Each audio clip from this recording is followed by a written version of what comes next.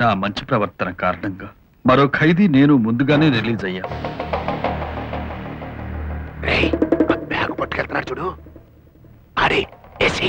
నేను కిందకి దిగి వెళ్ళిపోతున్నా, ప్లాన్ మిస్ అవ్వకూడదు, జాగ్రత్త.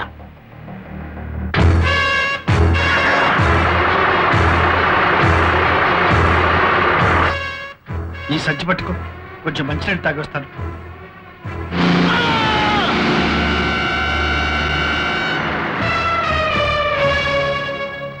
ప్రజలు చట్టం నేనే చచ్చిపోయానని నమ్మారు.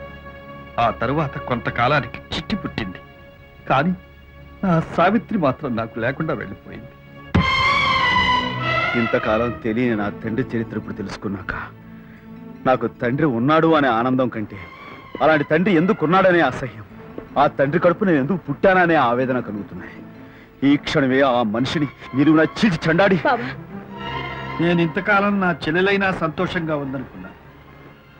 తాను కష్టాలతో కన్నీళ్లతో బ్రతికిందని, దానికి కారణం నీ తండ్రేనని ఇప్పుడే తెలిసింది. అతని విషయంలో నువ్వేం చేద్దామనుకున్నా నేను నీకు తోడుగా ఉంటాను. కానీ ఆలోచించి మరీ ఇచ్చేద్దాం.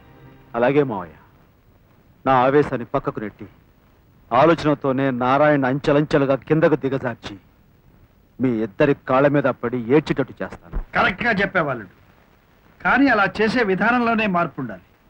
ముందుగా అతన్ని ఆట పట్టించాలి, అల్లరి పెట్టాలి, అతనికి మనశ్శాంతి లేకుండా చేయాలి. అప్పుడే మనం అనుకున్నది సాధించగలం. ఓకే మావయ్య, నువ్వు నేను చిట్టి కలిసి ఎత్తుకు పై ఎత్తులేసి ఎర్రగొట్టేద్దాం. ఏది చెయ్యవు.